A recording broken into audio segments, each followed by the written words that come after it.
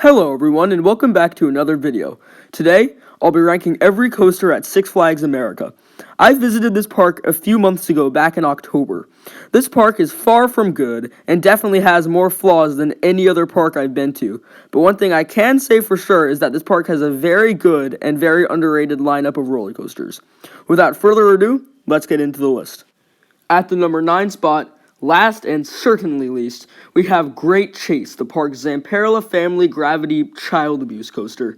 This ride is complete and utter garbage, and I think that that's an insult to garbage, honestly. This is by far the most absolute, most horrid creation that I've ever seen at an amusement park. I feel bad for the kids who grew up in Baltimore because this thing needs to be reported to CPS as soon as possible. At the number 8 spot, we have Mindy Racer, the park's Vekoma suspended looping coaster. These Vekoma SLCs are considered to be some of the worst coasters in the world. While this coaster is a little bit overhated and definitely is not as bad as T3 at Kentucky Kingdom, this coaster is still pretty bad. It hurts, it's not fun, just really only just ride this once for the credit and then never ride it again for the sake of your brain. At the number 7 spot, we have Ragin' Cajun, the park's Zamperla Twister coaster. Oh boy, Zamperla, my least favorite coaster manufacturer. You've actually done something good for once. This coaster is pretty fun. It's a little bit painful, but it's really nothing major. This ride actually has some force, which is nice for a family coaster.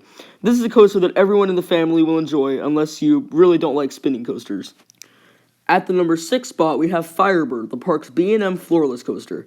I honestly don't understand why everyone hates this coaster so much. I actually think it's pretty good. It's butter smooth and has some fun inversions. It feels like a mini Rougarou almost. Plus, this was B&M's first coaster, so you gotta give them credit for that.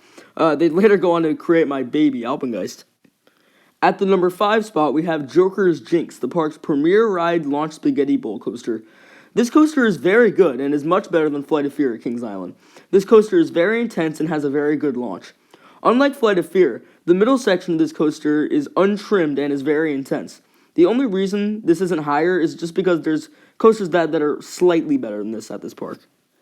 At the number 4 spot, we have WildOne, the park's PTC wooden coaster. This coaster is the oldest coaster I've ever ridden, dating back to 1917. This coaster is a great example of a classic PTC woody. As you may know, I love these classic PTC woodies, this one especially. This coaster has some good airtime and some very good laterals on that final helix. This is a very fun and re-rideable coaster. At the number 3 spot, we have Roar, the park's GCI wooden coaster. This coaster is without a doubt the most underrated wooden coaster I've ever ridden. I really don't understand why everyone dislikes this coaster so heavily.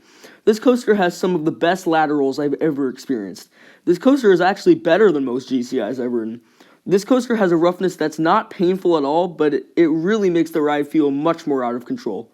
This coaster is truly an underrated masterpiece that deserves much more love. At the number 2 spot, we have Superman Ride of Steel, the park's Intamin Mega Coaster. This coaster is awesome. It has some great ejector and flowjector airtime. This is a great example of a good hypercoaster. And finally, at the number 1 spot, we have Batwing, the park's Vekoma Flying Dutchman. What? An older Vekoma topping off a best coaster list? Yeah, that's right. This coaster is awesome. It is 100% butter smooth and is really intense. The flying aspect of this coaster is amazing, and this coaster really has some really intense inversions, especially the vertical loop. If you love flying coasters like me, you'll love this coaster. And there you have it, my top 9 coasters at Six Flags America. Stay tuned for more videos, probably in the next 3 months because of my horrible uploading schedule, and I hope you enjoyed. Inverted Thrills, out.